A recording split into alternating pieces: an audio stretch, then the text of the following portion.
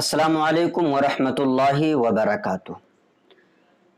कुछ लोगों की तरफ से कई बार मैंने ये सवाल सुना और कई बार लोगों ने कब्रिस्तान में भी ख़ास तौर से पूछा कि मुर्दे को मिट्टी देने के बाद हाथ कहाँ धोना चाहिए। हम कब्रिस्तान में ही धो लें या अपने घर जा कर के धोएं, या अपने हाथ को झाड़ना है तो कब्रिस्तान में ही झाड़ें, कब्र के पास झाड़ें या कब्र के यानी कब्रिस्तान से बाहर निकलने के बाद झाड़ें। कहीं ऐसा तो नहीं है कि हमने सुना है कि अगर हाथ को कब्रिस्तान में धो लिया जाए तो इससे मुर्दे को तकलीफ होती है, या अगर बहुत ज़्यादा देर में मिट्टी को झाड़ा जाएगा तो इससे मुर्दे को अजाब पहुंचता है।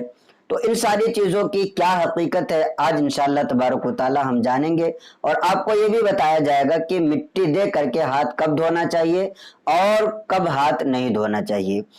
तो आप याद रखिए कि मुर्दे को मिट्टी देना और उसकी तजहीज़ तकफीन का इंतज़ाम करना हम मुसलमानों का ये एक फरीज़ा है कि अगर किसी का इंतकाल हो जाए तो इंसान नमाज जनाजा अदा करे और उसकी तजहीज़ तकफीन का इंतज़ाम करे। अगर एक ने भी पढ़ लिया तो सारे के सारे लोग बरी ज़िम्मा हो जाएंगे, और अगर किसी ने भी नहीं पढ़ा तो सारे के सारे लोग गुनाहगार होंगे।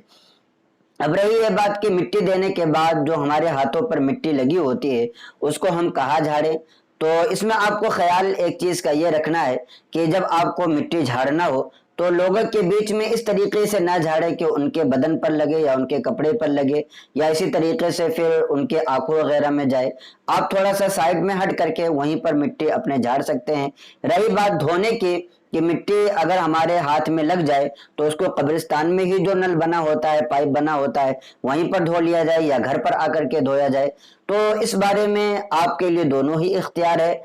ऐसा नहीं है कि अगर आप कब्रिस्तान में हाथ धो लेंगे तो मुर्दे को अजाब होगा या मुर्दे को तकलीफ होगी, बल्कि आपको घर आकर के धोना चाहिए, ऐसा कहीं भी लिखा हुआ नहीं है।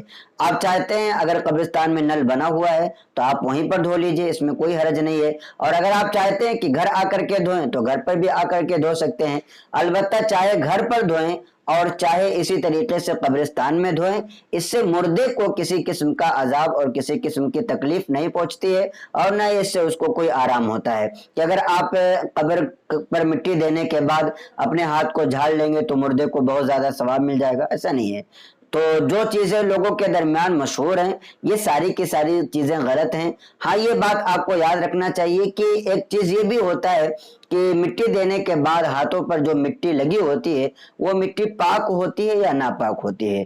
तो मिट्टी आमतौर पर पाक होती है जब तक कि उस पर निजासत का असर दिखाई ना देता हो। अगर निजासत का असर दिखाई दिया और आपके हाथ में लगा तो फिर वो आपका उतना हाथ नापाक होगा जितना आपके हाथ में लगा है।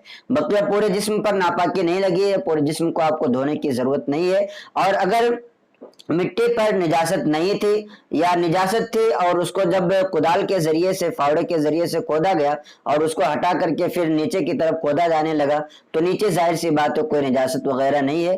तो जिसके हाथ पर निजासत लगेगी उसका ही हाथ नापाक होगा। सारे लोग मिट्टी के छूने की वजह से नापाक नहीं होंगे, इसलिए कि मिट्टी की असल हकीकत जो है वो ये है कि मिट्टी पाक होती है, मिट्टी नापाक नहीं होती है। तो आपको हाथ धोने के बारे में इख्तियार है। अगर कब्रिस्तान में ही नल बना हुआ है तो आप कब्रिस्तान में धो सकते हैं, या अगर कब्रिस्तान में नहीं है तो आप अपने घर पर आकर के धोना चाहें तो धो सकते हैं।